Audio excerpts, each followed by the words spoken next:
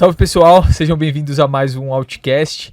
Hoje a gente está recebendo aqui a ilustríssima presença do Hugo LV e Oliveira. Exatamente, acertou de primeira. Agora eu acertei, mas antes eu errei umas 2, 3. Roteirista e diretor. Hugo, muito obrigado por ter vindo aqui. Eu que agradeço. Hugo, roteirista clandestino, né? Logo a gente entra nesse tópico, mas a primeira pergunta que eu queria te fazer é: você tem algum trampo pra me indicar, alguma sala de roteirista, um negócio assim? Eu tô realmente precisando, tá? Eu queria mudar. Se você aceitar pagamento em amor, em carinho, eu tenho, cara. Cerveja também? Não, cerveja não. Cerveja é só pro chefe da sala de roteirista, cara. Entendi. Perdão. É o banco de amor que tá jorrando, entendeu? Cara, mas é possível conseguir um trampinho desse se você for muito cara de pau. Tem que ser cara de pau. Mas é real, ser cara de pau você consegue sim. É verdade. E você que é roteirista, fala um pouquinho mais da sua trajetória aí e da sua carreira de roteirista clandestino. Então, desde o começo, desde os primórdios do meu tempo que eu me entendo por gente, vocês... Pode ser. Aí a gente vai abrindo espaços, caminhos, desbravando novos horizontes. Beleza, eu, desde muito pequeno, eu tinha uma saúde um pouco frágil. Então eu via muita televisão, via muito filme. Inclusive, a minha primeira jornada na narrativa veio de história em quadrinho, que eu aprendi a ler com história em quadrinho, eu amo história em quadrinho até hoje. E eu e meus primos pegávamos uma folha em sulfite, dobrávamos, desenhava, escrevia meia dúzia de palavras e vendia pro meu avô por R$1. Ele é um dos culpados por eu querer cobrar pra escrever porcaria, entende?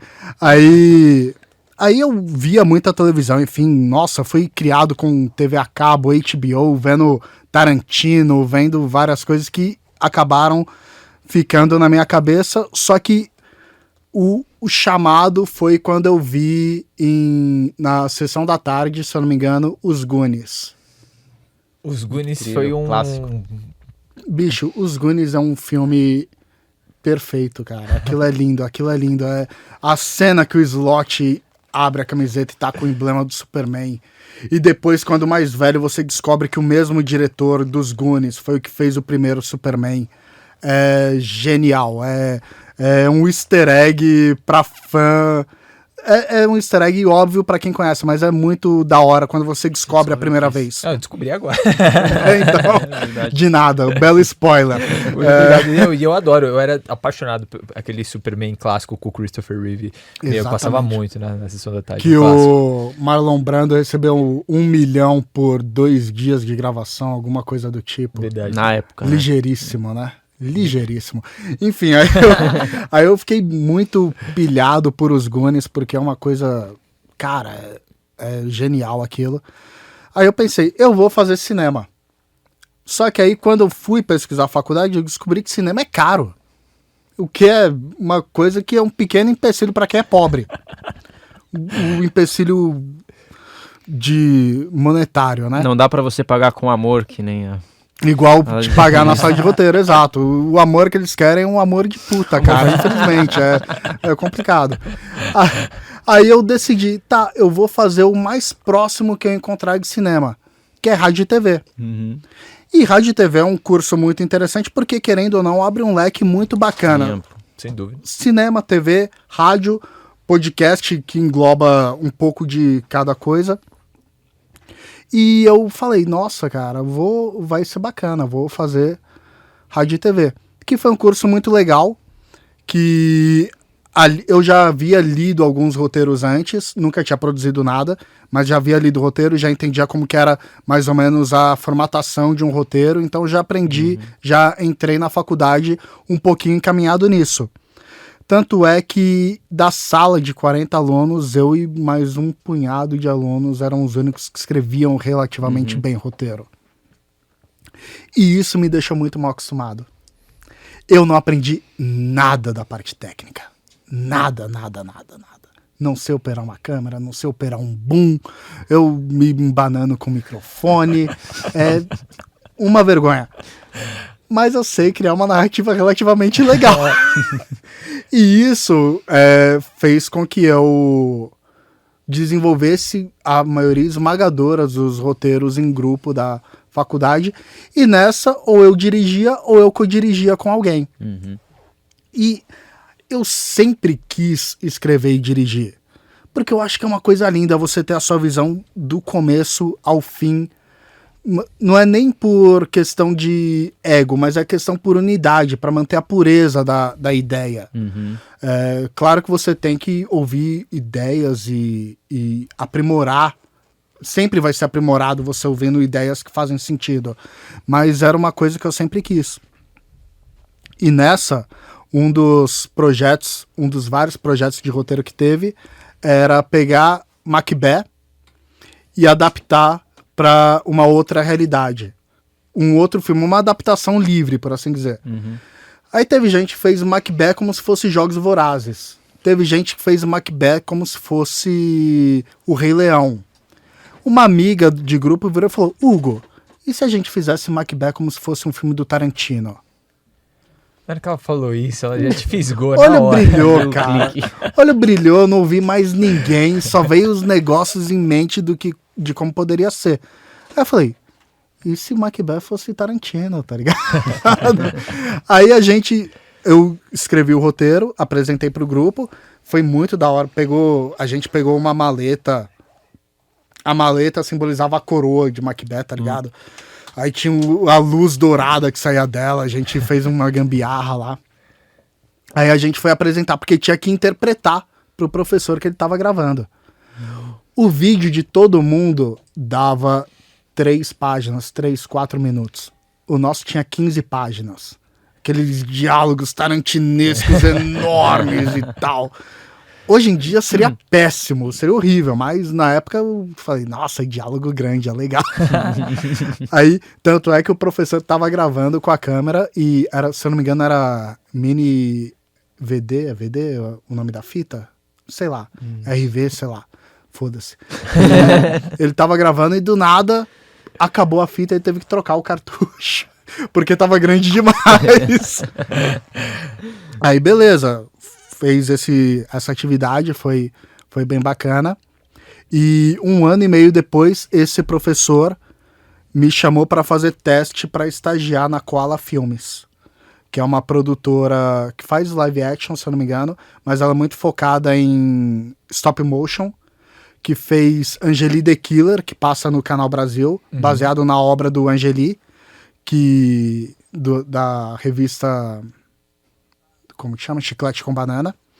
E o meu estágio, depois que eu passei no teste, que foi bem bacana, que eu tava dividindo a minha função de CLT, que eu fiquei por 10 anos como corretor de seguros. Eu ficava 4 dias a semana como corretor de seguros, e na sexta-feira eu ia pra produtora de Santo André, e eu passava o dia lendo Chiclete com Banana, revista, e escrevendo piada. Foi magnífico, foi lindo. Foi um ótimo estágio. Durou pouco tempo, mas foi bacana. Aí foi nessa, né? Aí eu me formei, eu apresentei TCC, mas não me formei. Um TCC bem bacana, por sinal. O TCC, ele era baseado no movimento Mumblecore. Já ouviram falar? Não. Movimento Mumblecore é um movimento do cinema norte-americano que é focado muito em diálogo e em personagem. É o cinema perfeito para quem não tem dinheiro. É uma casa, alguns personagens conversando. E nessa, o meu amigo Igor, ele co-dirigiu comigo, ele tinha ideia, ele falou, eu tenho essa ideia, ele mandou umas 3 frases para mim. Eu falei, tá, eu consigo visualizar a ideia, acho que consigo escrever isso. Só que nessa, uma das nossas amigas do grupo, ela queria fazer um documentário. Ela queria fazer um documentário de qualquer jeito, e eu e o Igor queríamos fazer uma ficção. Porque tudo que eu tava na faculdade eu queria fazer ficção, porque eu queria fazer cinema. Mas não tinha dinheiro. Aí ela virou e falou, vocês vão... Porque ela mandava, é incrível. Eu nunca vi uma pessoa baixinha mandar tanto em grupo de marmanjo. Ela falou, tá, a gente vai fazer o filme de vocês, mas se me apresentar o roteiro até tal data. tá bom.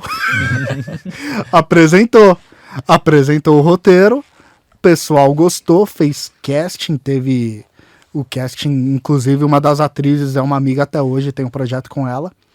E a gente gravou, era uma única casa que a gente alugou um albergue por alguns fins de semana, 3 atores e só isso.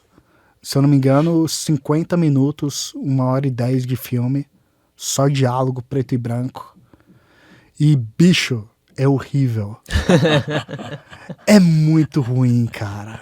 Eu amo o texto. Eu vejo muitas possibilidades no texto. Tem umas sacadas legais. Mas, cara, é ruim, mano. A gente era muito cru, tá ligado? Sim, claro.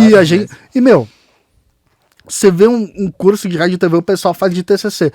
Um programa de rádio, um bloco de um programa de rádio, um bloco de programa de TV. A gente queria fazer um filme, mano. Esses foram ousados. Ousado demais, Positivamente nossa. ousados. Positivo eu digo, é admirável, tem que ter coragem, né? Nesse sentido que eu digo assim. Ou falta de noção. O que anda lado a lado, convenhamos. Verdade, é uma linha linha Tá tênue, ali, né? tá ali. Uma coisa complementa a outra. É uma latinha que transporta você. Um gole. É um gole. E só que aí a gente fez esse filme, apresentamos, tiramos 10, mas todo mundo tira 10 em um TCC. Mas foi bem bacana. Só que nessa, cara, me desculpem pessoas que nasceram pra isso, me desculpem. Mas eu não tenho saco pra produção de TV. Eu fui chamado pra produção de TV. Eu falei, eu não quero fazer isso, eu quero escrever. Uhum. Mas eu não quero escrever programa de auditório, eu quero escrever ficção. Eu não quero escrever novela, eu quero escrever filme. Aí eu pensei, tá. Eu não me formei porque não fiz DP, tá? Falando nisso, que eu tinha DP. Porque o curso é Rádio e TV, Habilitação em Comunicação Social. Uhum. Eu tava ocupado me comunicando no bar, adquirindo histórias e tal. Comunicação social, ué. Executando parte da sua Exatamente. Tava estudando. Na prática. Aí, nessa, eu não me formei. Eu continuei no meu trabalho de corretor de seguros. Incrivelmente maçante. Nossa, não, ótimo que ele me proporcionou Condições materiais pra exatamente, correr atrás, né? Nada de luxo e tal, mas tipo, eu tinha um dinheirinho pra sair quando eu quisesse, mas não me sentia realizado. E nessa eu ia fazendo coisas por fora. Tive um pequeno coletivo audiovisual com uma amiga e um amigo da faculdade, onde eu dirigi um videoclipe para a banda Filarmônica de Passárgada, mas não é um videoclipe oficial, é um fanclipe. Mas eles viram e gostaram bastante. Gastamos R$14 nele. Foi bem bacana, mas é bem bacana, fofinho.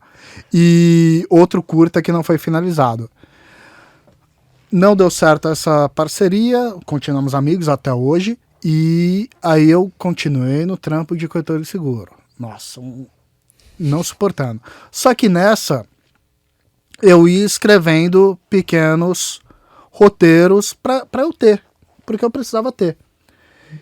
E a primeira chance que eu tive que, nossa, talvez eu realmente leve jeito para isso, eu não recebi um puto, mas foi uma coisa que me deu muito incentivo. Em um dos semestres da faculdade, eu criei um curta-metragem chamado Guia de Sedução para Principiantes pelo Seu Amigo Imaginário.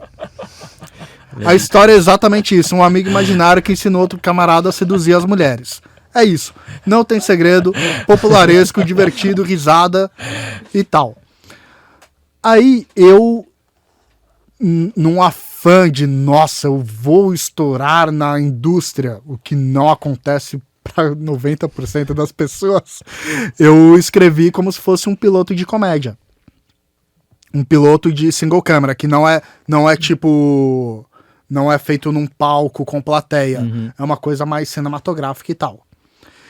E eu, do nada, coloquei num grupo e uma produtora do Paraná viu e falou, vamos conversar disso aí. Aí a gente começou a discutir e tal, conversar, ver as possibilidades. E eles queriam escrever o roteiro no Serilab, se eu não me engano, Netlab. Netlab, se eu não me engano, tá ligado? Netlab, aquele concurso de roteiro, de piloto e tudo mais.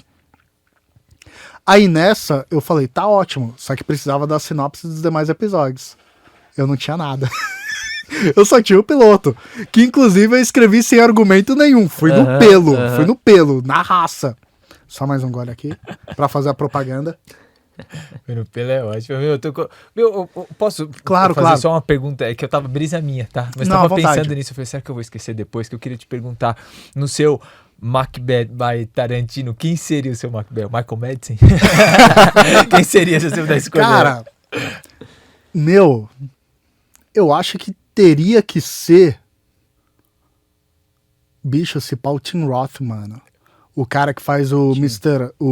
O que faz o começo do Pulp Fiction com a Bunny. Que eles estão. Eu acho que ele seria muito bom. Ele é um dos homens de confiança do Tarantino. Aquele cara é incrível. Ele é um puta ator.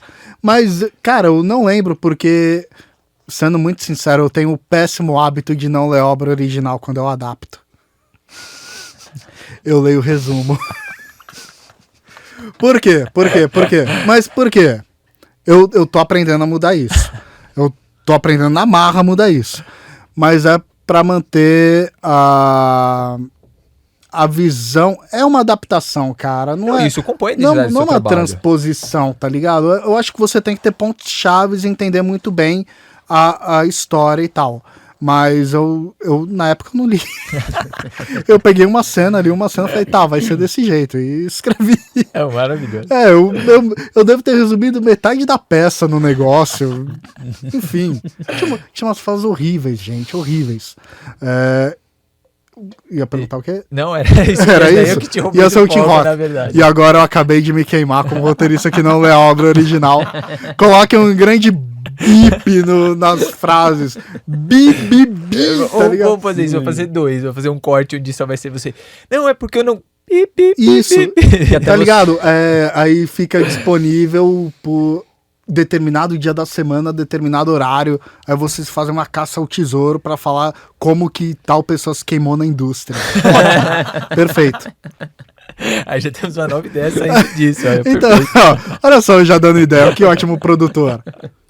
Então, aí tinha que escrever a sinopse dos demais episódios, mas eu não tinha ideia. Eu não fazia ideia de pra onde iria a história. Eu só tinha o piloto que eu queria escrever no Netlab antes de passar pra essa produtora. Aí eles falaram, tá, a gente precisa disso, mais uns documentos e tal.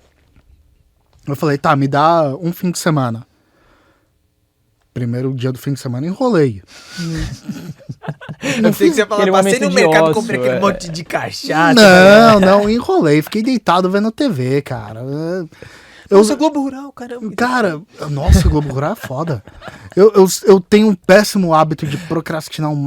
Eu trabalho, muito. Mas eu trabalho muito bem sobre uma demanda que falam, precisa pra tal hora, eu consigo cumprir muito bem e de um jeito relativamente bom. Só que eu não sabia disso na época. Eu tava realmente enrolando por pânico, por não ter ideia. Aí no domingo eu falei, tá, eu vou escrever. Peguei um notebook velho, abri o Word, falei, agora vai. Não foi por uma hora. Fiquei andando pelo quarto e tal.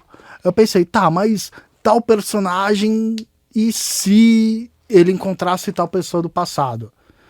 Eu pensei, tá, mas aí como que iria reagir o amigo imaginário, isso, aquilo, e foi tomando forma. Aí em um fim de semana, um dia, eu escrevi a sinopse de 12 episódios. Mas não era sinopse tipo 4 frases, era sinopse uma página. Uma página de cada episódio. Beleza. Gostaram. Hoje em dia eu não gosto, porque eu vejo que a minha visão estava muito limitada naquela época sobre a série. Hoje em dia eu conseguiria fazer uma coisa muito melhor, porque eu vejo que ela tem uma abrangência muito grande, mas não me toca mais como artista, como pessoa. Eu não me identifico mais com ela. Enfim, Não é deu... importante levar em consideração o período da obra, Os né? momentos. Então, cara, mas O seu período, né? que você mas é exatamente isso. Igual a gente comentou mais cedo, todo mundo que nasceu nos anos 90 é louco por Tarantino. Uhum. É normal, o Tarantino passava na TV a cabo a rodo, tava no cinema, tava em revista, o cara vendendo roteiro, fazendo filme que chamava atenção. Só que chega num momento que você encontra o seu estilo de determinada forma, o que é muito importante.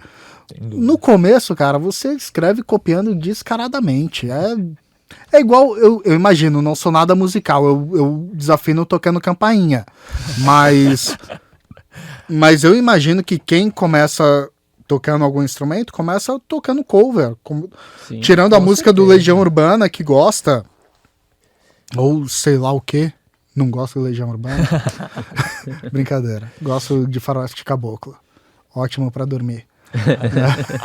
Verdade, bastante. Eu pensei que você é ótimo pra produzir um filme em cima. Já tem um filme do Sim, Faroeste saiu Caboclo, né? recentemente, Do René Sampaio, se eu não me engano. Recentemente tem um tempo já. É, Recentemente, isso, uns 10 anos, né? Não, mas é recentemente, porque é um filme da década de 80, sim. né? Por exemplo. Seria o período temporal da música. Né? Então, mas é completamente normal você ir encontrando estilos e, pô, você abre os seus horizontes para novos realizadores que te influenciam muito. Claro. Eu, por exemplo, cara, hoje em dia, eu gosto muito do Tarantino ainda, mas ele, na minha lista de referências hoje em dia, ele tá num dos últimos lugares. Ele não tá mais... Saiu do topo da Billboard, caiu bastante. Saiu do topo, Ainda tá bom, ainda faz sucesso, ainda faz hits bons. É o 12º lá. Ainda enche boates de Remember e tudo mais, só que não tá enchendo estádio na minha cabeça. Uhum. Mas o cara é bom, não tem como Tirar. dizer outra coisa. Aí eu tava falando do Guia de Sedução, né? Isso. Do domingo em que você Isso.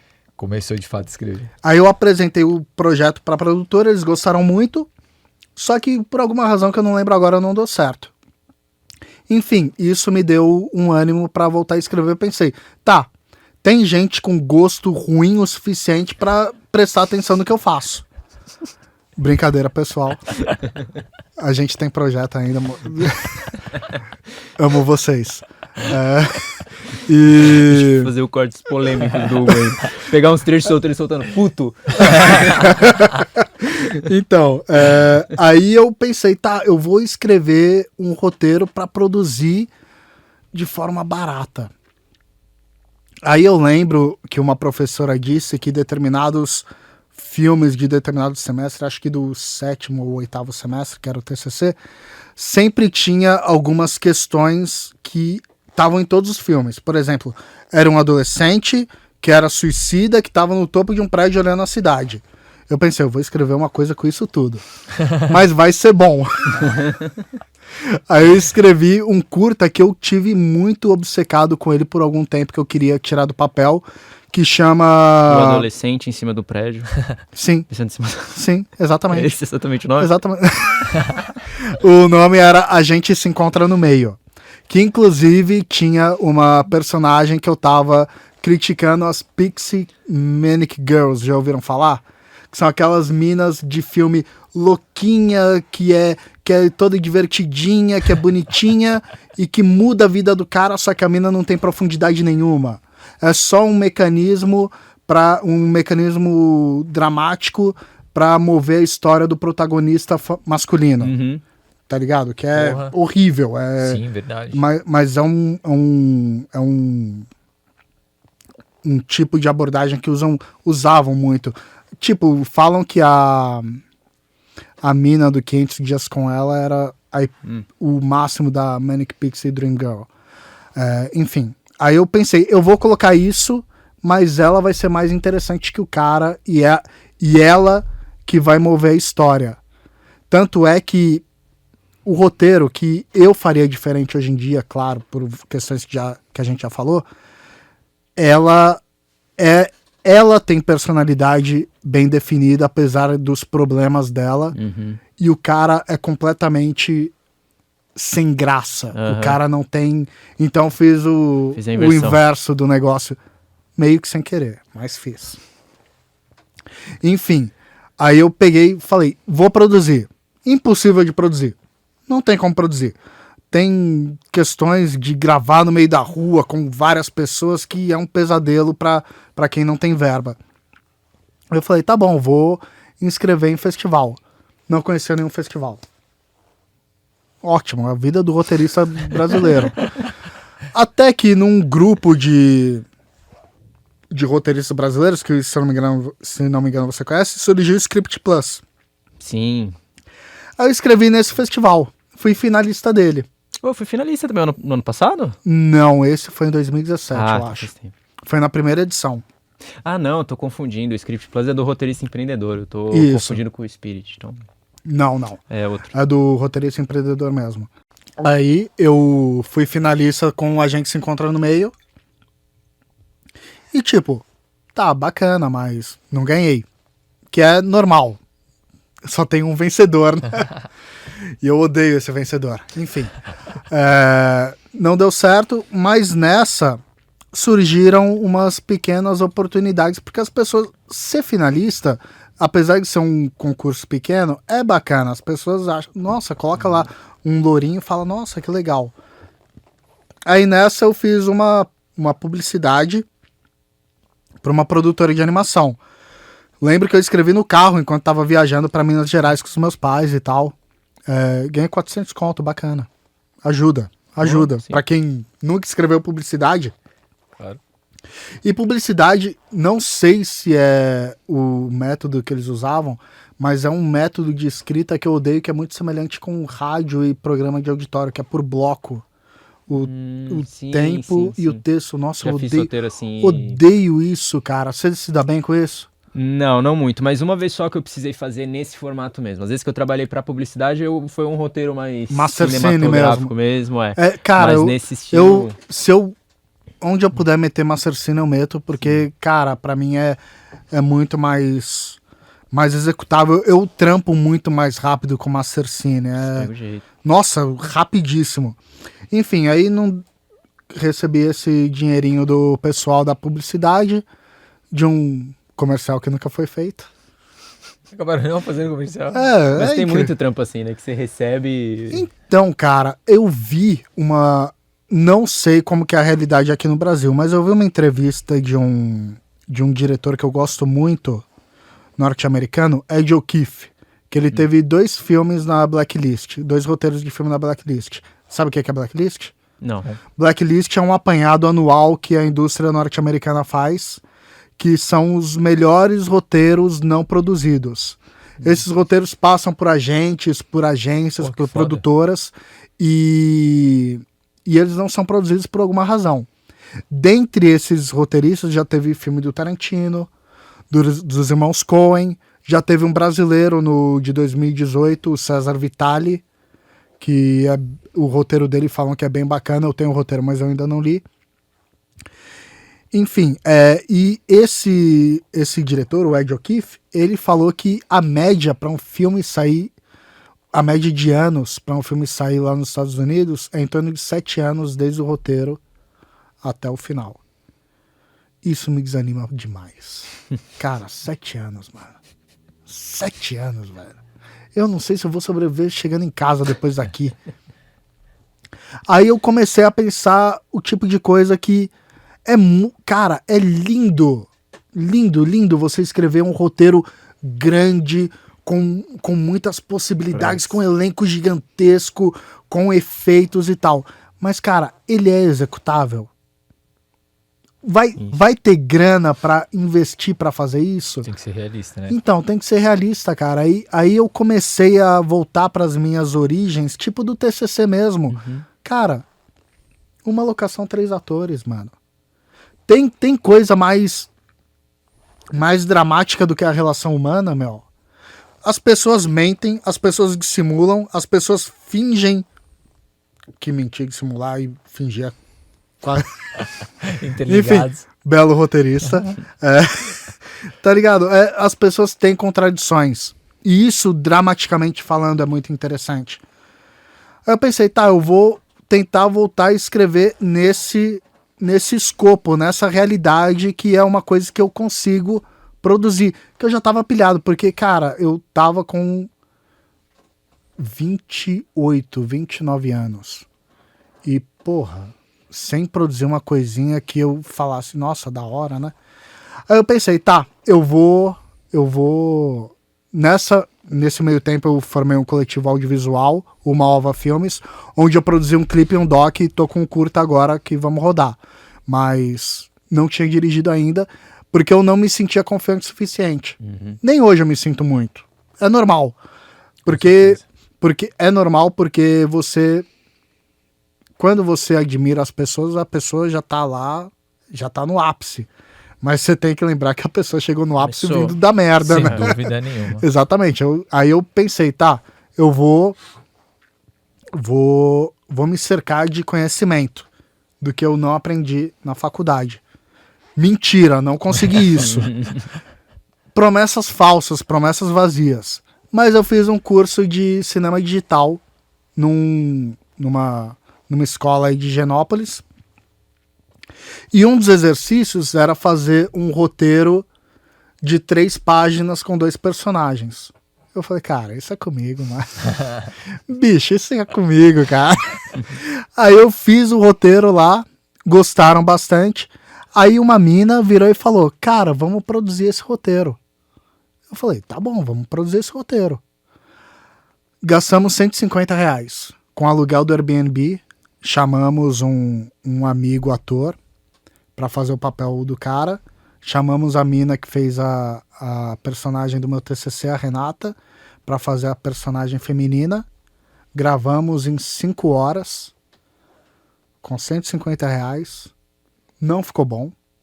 Não ficou bom mas não ficou bom por algumas questões especiais. Eu não estava bem no dia.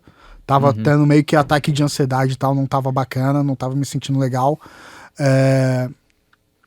Mas a equipe super talentosa, super boa mesmo. E o pessoal realmente gente fina. Aí eu vi o resultado e falei, cara, não é o que eu gostaria. Por questões minhas mesmo, eu deveria ter tomado certas decisões que tornariam um projeto melhor.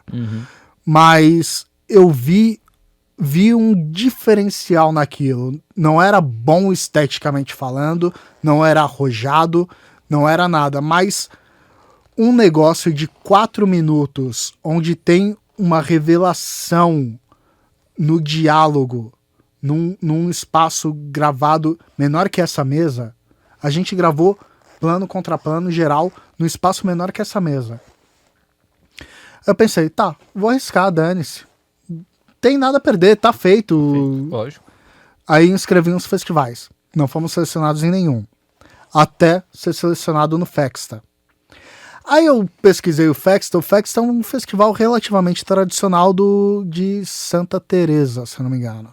Fexta Santa Teresa, é isso. Espírito Santo, eu acho. Aí eu parei pra ver os curtas selecionados. Cara, curta de edital. Curta que custou R$20 mil pra ser feito. Curta com várias locações, com vários atores. E a gente, um curta gravado naquele espaço, com 2 atores, 150 conto no meio deles, mano. Eu falei, porra, bicho, tem alguma coisa aí que dá certo, tem uma coisa que orna.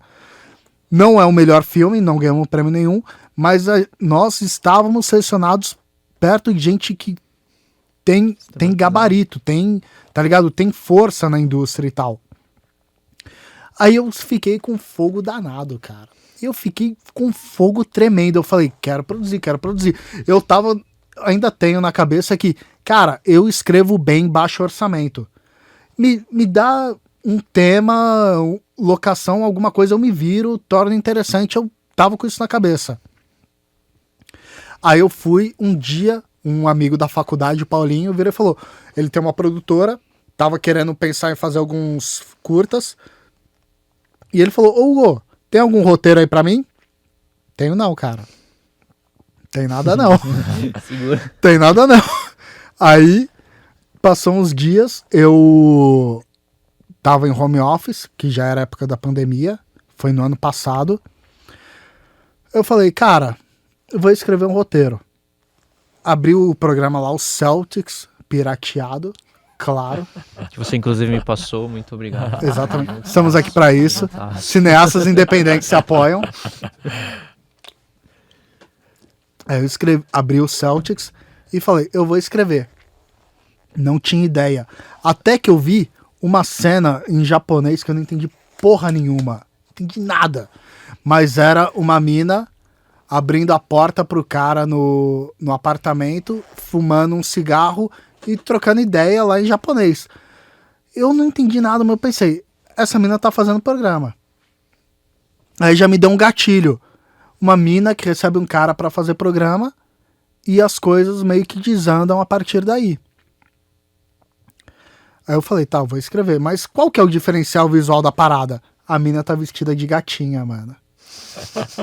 Aí o nome do curta é Felina. Aí a gente gravou. Aí eu escrevi, né, Felina lá, tal. A mina conhece recebe o cara no apartamento. Aí o cara tenta consumar o ato do programa. Mas ele não comparece. Não comparece. Aí a mina fica meio, cara, mas isso tá bom pra você? Você precisa de alguma coisa? A fantasia não é o suficiente? Aí o cara vai pro banheiro, rola um diálogo dele com ele mesmo, aí depois tem uma revelação que eu não vou contar. Dele com o guia espiritual dele, né? De sedução. É um crossover. Eu nunca precisei tanto de você como agora, né? O guia espiritual, o Viagra, né? Então...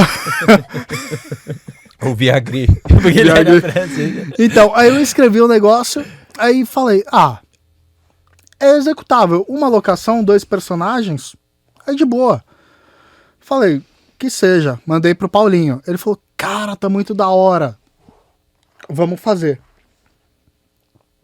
Eu falei, tá. Vamos fazer com a Renata, a mina que fez nosso TCC? Vamos. Vamos fazer com outro amigo da faculdade, como ator? Vamos. Chamou eles, fizemos teste do Covid, fomos pro apartamento, ensaiamos um dia, gravamos no outro. Foi uma puta experiência legal, que eles estavam muito presentes na cena. Inclusive, eu fiz questão de dividir o crédito de direção com o Jorge Leal, o G, que ele foi uma força tremenda, ajudou pra caralho, que foi incrível. E aí finalizou. Não tá em festival porque acho que não deu certo, mas é um curta bem bacana, assim, que eu gosto bastante. O começo dele, o Paulinho bolou um plano sequência de 4 minutos. Lindo. A namorada dele fala que é o plano sequência mais... como que eu posso dizer? Mais incômodo de todos. Eu amei isso. Eu fiquei Legal. deliciado com isso. Beleza. Nessa gravamos isso. Esse curta. Aí, Ok Karen, que é o último curta que fiz. Eu conheci o Iago no curta que a gente gravou no espacinho da mesa. E eu gostei muito do trampo dele. Eu falei, cara, vamos fazer alguma coisa. Vamos fazer. Você manda bem pra caramba, eu consigo fazer uma coisa no roteiro relativamente interessante com pouca coisa, vamos fazer. Só que a gente ficou na punhetação de ideia por meses e nada saía.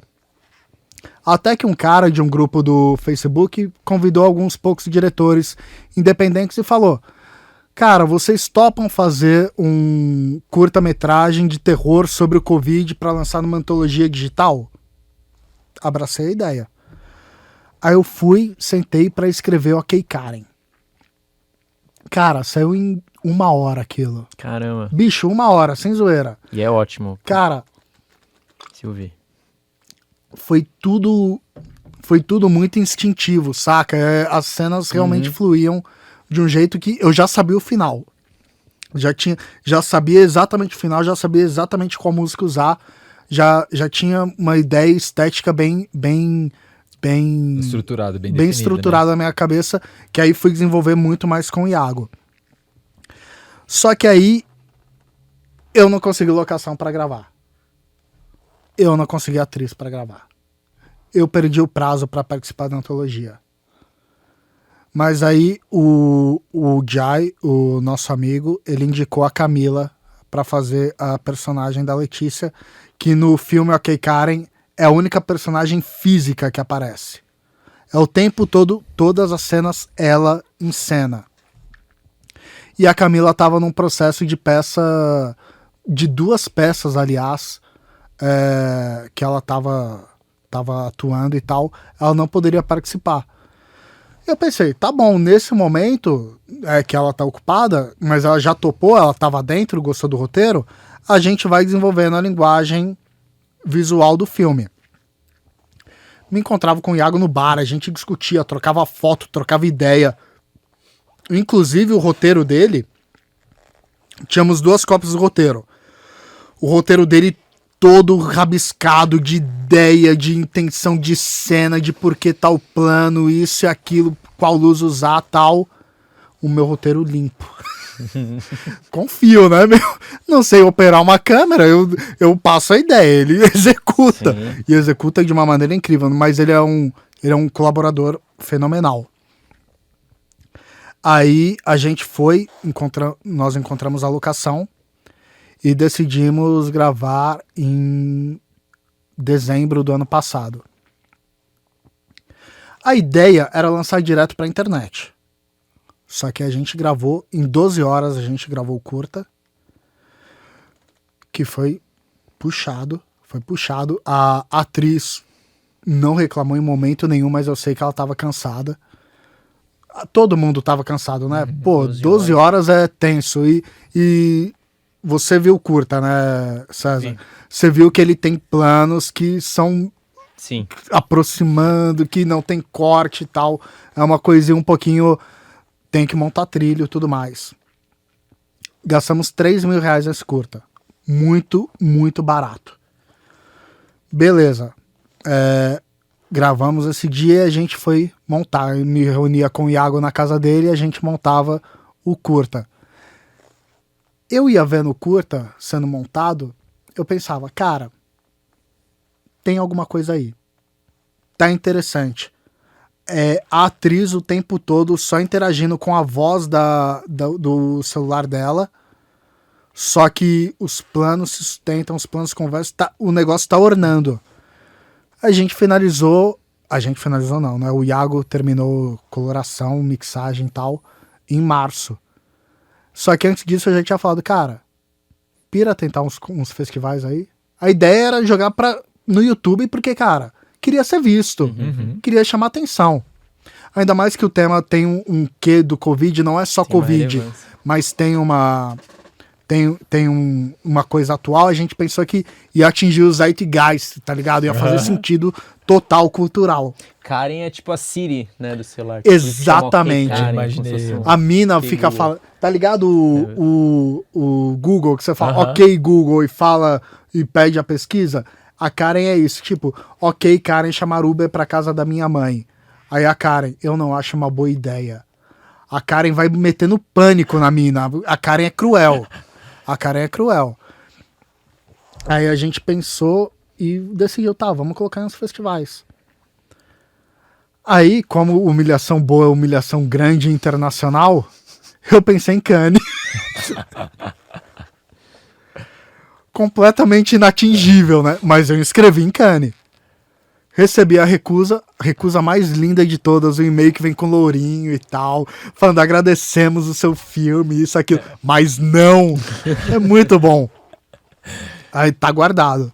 Até postei no Instagram. Aí eu continuei colocando em outros festivais. Nessa, ele foi selecionado no Unified Filmmakers, que é um festival alemão. Nós ganhamos o segundo lugar de curta de 5 a 20 minutos. Porra. E um prêmio em euro que a gente decidiu usar para financiar a locação do próximo curta. Aham. Recebi o troféuzinho e tal, bem bacana. Que demais. E nessa a gente foi conseguindo umas outras seleções bem interessantes, tipo o Pedra Azul, Festival Pedra Azul, que é bem tradicional, que nós fomos selecionados em melhor filme, melhor direção, melhor fotografia e melhor atriz. Cara, só tem a mina atuando com uma voz, ela ganhou atriz, ganhou não, foi selecionada pra concorrer como atriz. Eu achei isso muito foda, tá ligado? Um atestado à qualidade dela como Sem atriz. dúvida. E tipo, fomos selecionados, a gente foi selecionado no Take Único também, onde eu descobri que tinha um curta de uma das diretoras do 3% da Netflix. É motivo de promoção, foda-se. Só que o festival que eu acho mais, tipo, que eu realmente acho, é um atestado que fazer coisa barata, mas se tiver certa qualidade é bacana, que é o Guarnicê, que é o 4º festival mais antigo do país. E eu imagino que a equipe também é bem feliz com as seleções, mas eu levo em especial essas seleções com carinho, porque não tinha intenção de inscrever em festival nenhum. E outra, um diretor que eu admiro muito, eu mandei o curta finalizado pra ele e falei, cara, o que você acha? O cara super atencioso, pediu meu WhatsApp, mandou uns áudios e falou, o curta tá muito bom, tá muito bem feito, roteiro interessante, atuação ótima, fotografia bonita, mas vocês vão ter problemas com o festival. Eu perguntei, por quê? Porque não estão selecionando filme com temática de Covid. Estão fugindo disso. Não tem, se não tiver uma mostra específica para quarentena, muito raro ter uma seleção de um filme que tem o Covid como pano de fundo ou como tema. Você acha que entra aí parte do interesse comercial de, por exemplo, a galera já tá triste, já tá vivendo isso, então agora não vamos retratar isso? Eu acho que é exatamente isso, cara. Uhum. Eu acho que é exatamente isso. E... Só um segundo. Propaganda. Então, eu acho que é bem isso. E... Aí fui de teimoso, né? Tipo, porque o cara entende. O cara ganhou prêmio em Gramado e tal. O cara... Muito bacana. Lucas dos Reis é o nome dele. E eu pensei, cara, mas, pô, já estamos aqui, vamos tentar. E claro. Fui mandando em festival e esses festivais eu sou bem feliz com as seleções dele, porque, cara, pô, passei 10 anos como corretor, mano, o que vier agora é lucro, tá ligado? E esse curta, ele deu a chance de conhecer gente muito bacana, que eu tenho projetos sendo desenvolvidos e tal. Eu larguei meu trampo de corretor de seguros pra tentar viver, não tô vivendo ainda, eu tô sobrevivendo de cinema e tô com 2 curtinhas aí no caminho, que eu quero gravar até dezembro, quero tentar mais uma vez Cannes, mais uma cartinha de recusa bonita. Agora vai vir com brinde. Se quiser, pelo segundo ano. Segunda recusa ganha um chaveirinho. Ganha um croissant. E ele chega quentinho ainda lá da França. Ó, lindo. Mas então, essa é a minha jornada muito resumida. Fui, sei lá, você entendeu? Dane-se, volta o vídeo, sei lá. Paciência. Não, aí é problema de vocês, não meu. Tá certo. E eu acho muito interessante isso que você falou, né? De às vezes você ter um projeto grande, mas que ele é meio inviável, tudo comercialmente por muitos motivos. E eu acho muito legal quando tem alguns trabalhos que eles usam algumas técnicas como forma de contornar isso até. Tem uma série que eu gosto bastante, que é canadense até, Trailer Park Boys, que eles começaram a fazer como mockumentary. Porque eles falaram, se a iluminação não ficar muito boa, a gente usa essa desculpa. Tem a desculpa estética do negócio. Exatamente. Tem a narrativa. Você narra em torno disso. E hoje é um negócio que, mudou a vida dos caras. Tem 13 temporadas e eles começaram assim, com todo mundo recebendo um salário mínimo, toda a equipe de ator. A grande maioria nunca tinha atuado antes. Até nisso o formato deu uma ajudada, porque falou, age naturalmente, como se fosse um documentário, né? Uhum. E, nossa, eu piro nisso. Até tentei fazer trampa assim e tal. E eu acho que você... Conseguiu não? Não, consegui. Então conseguiu, tá reclamando do quê, pô? Não, tô reclamando. Tem o Spider News aí, inclusive, a gente pode deixar o link de alguma forma pra pessoa assistir. Eu tô na sala de roteirista. Eu tô dirigindo os créditos finais do Spider News. A gente tá anotando tudo que você fala pra ver se sai alguma ideia assim. Claro, sem dúvida nenhuma. Não, mas é muito legal você compartilhar de forma rica, assim, a sua trajetória, porque eu acho que nunca é demais para motivar, independente do rumo que a pessoa segue, entender que é uma caminhada, que é um crescimento gradual, né? E, por exemplo, até a banda chegar ao disco de platino, qualquer coisa assim, teve um monte de demo recusada, teve, Sim. né? É muita coisa, a caminhada não é fácil, as pessoas têm que ter ciência disso. Tem o famoso post de uma escritora que falou: antes da minha... Eu fui recusada 48 vezes antes de ser recusada a 49ª vez. Tá ligado? Cara, é uma indústria, que é muito mais não do que sim. Toda indústria artística, porque é muito disputado, né? todo mundo tem um quê artístico. Eu acredito que todo mundo tem um quê artístico, mas nem todo mundo consegue direcionar isso. Sabe? Ter a disciplina de fazer e tal. Existe pessoal que dá sorte? Existe. Mas também sorte não é tudo, porque a sorte vai ver você lançar um filme, uma música que é sucesso, e como você vai manter essa... E o sucesso ainda é relativo, né? Sem dúvida. O sucesso, para algumas pessoas, o sucesso é você encher estádio, é encher uma sala de cinema. Para o outro, o sucesso é pagar a escola do filho. Pô. E, cara, artista, eu tenho conhecido muitos atores e atrizes, tem que pagar conta. Tem conta demais. Existe muito uma glamorização. Tá na frente da câmera, tá sendo maquiado. Tem trailer. Cara, não, mano, tá comendo quentinha lá com os caras, tá ficando em pé na marcação, faça chuva, faça sol. O glamour que tanto parece ter que hipnotiza as pessoas, cara, é pra 2%. É tipo o Neymar entre tantos moleques jogando. Isso porque eu nem gosto de futebol, mas é uma analogia perfeita. Sim, sem dúvida nenhuma. É verdade, e entender isso, né? A pessoa, às vezes, se ela não tá preparada para isso, ela não entende exatamente, ela vai tomar 1, 2 não e vai acabar desistindo. E é o que essa persistência faz parte, né? Fora a qualidade, fora você saber, você tem que persistir nisso. Sim, cara, e, frustração forma caráter real. É o que a gente falou, forma caráter real, porque você é obrigado na... Vamos colocar nos seguintes termos: você tem o seu roteiro que você acha ele genial e você apresenta ele para uma produtora e eles falam não. Muitas vezes não falam porquê do não, mas aí você pensa, cara, o que isso aqui tá bom? Aí você vai descobrindo a sua voz dentro daquilo, o que poderia ser, o que poderia não ser, você vai se avaliando. Cara, é louco, Eu falo isso tudo no achismo, tá, gente? Porque minha carreira é muito recente, muito pequena. Minhas experiências são muito específicas, tá ligado? Eu, por exemplo, nunca fiz um pitching numa produtora grande. Eu nunca tive contato com uma produtora grande. Eu não sei como que é isso. Mas já tive com produtoras pequenas que me recusaram por questão de tipo, não gostei. Não gostou por quê? Não gostei. Aí eu fico naquela, não gostou. Eu sou ruim. Mas não necessariamente isso.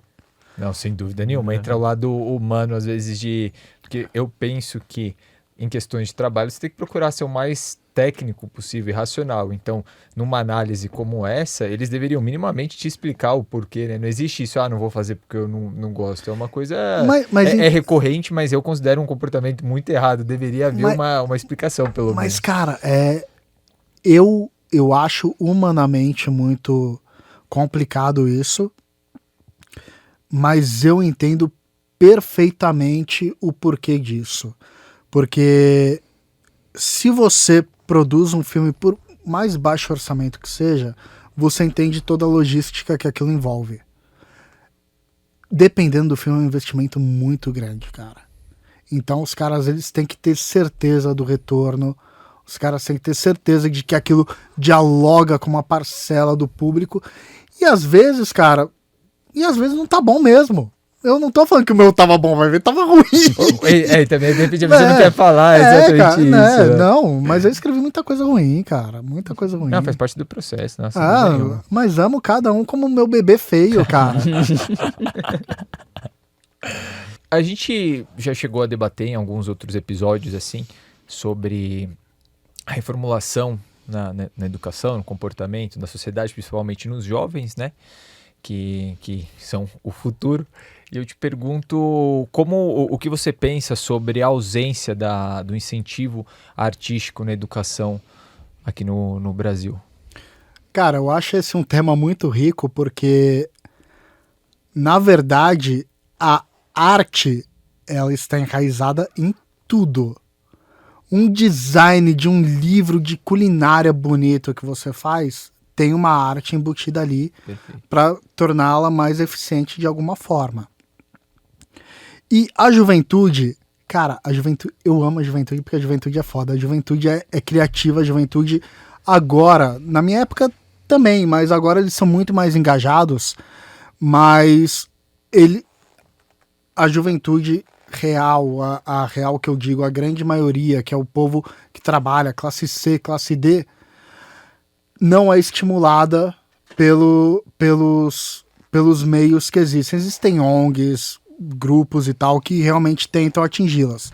Mas se a criança não tem que trabalhar para ajudar a sustentar a casa com os pais, ela tá presa 5 horas num colégio, estudando de forma enfadonha. Num sistema arcaico, questões que poderiam ser tratadas de uma forma mais viva, mais lúdica, mais interessante para despertar o interesse e criar novas lideranças.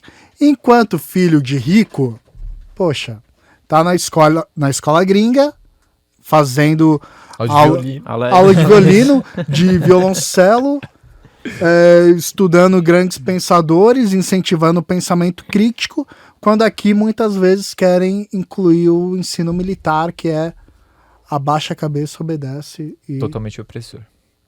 Então, né? É isso que eu tenho a falar. Viva a revolução. Perfeito. Não, mas saca, é uma coisa que é delicada. Porque arte é tudo, cara. Arte é tudo. A arte tá embutida em tudo, meu. Não, sem dúvida nenhuma.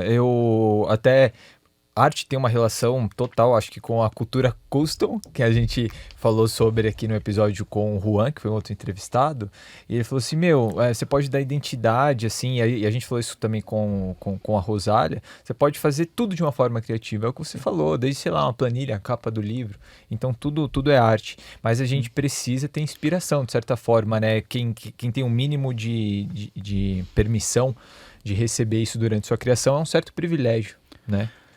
Então, eu já tive muito essa ideia de escrever apenas quando eu tô inspirado. Deu certo, saiu coisa boa. Mas a inspiração não precisa vir de vez em quando. A inspiração pode se tornar um hábito, pode se tornar uma visita rotineira. Se você tá escrevendo todo dia, se você tá pintando todo dia, desenhando todo dia, você cria o hábito de tipo, cara, é chamar a inspiração pra tomar um cafezinho com você em casa, sabe? Não precisa ser aquela coisa, não precisa ser aquela festa de arromba, mas se for uma conversa legal, sair um projetinho bacana, um traço bonito, um texto legal, cara, já é legal, já é um passo importantíssimo para fazer coisas maiores e melhores e assim por diante. Sim. E isso cria uma rotina que condiz mais com o trabalho, né? Imagina você tem um prazo, não tô inspirado então, hoje. O mercado não espera inspiração, né? Eu aprendi isso a duras penas, não espera. Já peguei uns prazos louco. Por isso que eu falo que eu escrevo bem sob pressão, mas tem uns prazos que são 13, meu. Eu trabalhei para canal de investimento no YouTube, que o cara fazia vídeo, 3 por semana, assim, escrever de investimento, assim. Aí foi o que mudou um pouco para mim esse negócio de... Pra você era incômodo, se eu tô escrevendo alguma coisa minha, assim, um roteiro, deu uma travada, 5 minutos, amanhã eu continuo, é um negócio para mim, assim. Embora isso não seja saudável, não gera um problema real, assim, né? Agora você tá trabalhando para outra pessoa e ter a consciência disso, se você quer viver disso, é muito importante. Cara, né? Eu peguei um trampo onde eu tinha que escrever uma série de 24 episódios de meia hora cada. Ter que entregar um roteiro a cada 2 dias. Eu tô abalado psicologicamente até hoje. Sério, é um fluxo insano. Mas às vezes a demanda é essa. Tive um professor muito bom que falou: às vezes a gente quer um roteiro bom, às vezes a gente quer um roteiro para quinta-feira. Aí é você aprender a desapegar também do negócio, tipo, cara, Entender que foram as circunstâncias que Compra o formaram. leitinho das crianças, meu, tá ligado? É isso que você precisa, tem que colocar comida na mesa. Sim. A arte, deixa pro produtor e pro diretor, então. Se eles estão confiantes nisso, vai na fé. Vai na fé. Hugo, se você pudesse dar um conselho pro Hugo de 10 anos atrás, você daria? E se sim, qual seria? Não daria conselho nenhum. Deixaria quebrar a cara. Real. Não, mais real. É muito... Cara, eu acho que não é nem saudável esse negócio, saca? Quebrar a cara é bom. Quebrar a cara é bom, você aprende. Forma caráter, como você falou. Forma caráter real. É claro, você não tem que necessariamente aprender com os erros dos outros. Mas é bom você ter ciência da consequência dos erros dos outros. Isso já dá uma... Se você tendo ciência com a transparência do negócio, meu, se você quer fazer um negócio, faz. Mas tenha ciência que isso pode acontecer. E tipo, cara, tá bom. Podia estar pior. Podia estar bem pior. O que conseguir tá bom. Então é isso aí, Hugo. Muito obrigado por ter vindo, de verdade, curtimos bastante papo aí. Espero que você tenha gostado também. Gostei demais. Quero Hugo.2 aqui. Parte 2, o inimigo agora é outro. Vamos fazer só o Hugo. Cara, só um comigo, especial vamos fazer do só Hugo. comigo. O ano do Hugo. Já pensou? No O terceiro ano do episódio estamos aqui quieto, olhando um pra cara do outro. Pior que eu acho que não, viu? Ou não, acho que a gente ia se surpreender, virar uma coletânea. É verdade. Demais, Hugo. Realmente, muito obrigado aí por Obrigado. ter Eu que aceitado o agradeço. E valeu, pessoal, por acompanhar aí. Tamo junto. Sigam a gente no Instagram. Se inscreva no canal. _ Outcast _ se inscrevam no canal. E, como sempre, esses negócios que o YouTube fala aí no final. Clica no sininho. Clica no sininho pra ativar a notificação. Aí, ó. Tá pegando. Tá aprendendo. Tô aprendendo. Até parece que apresenta o negócio, olha só.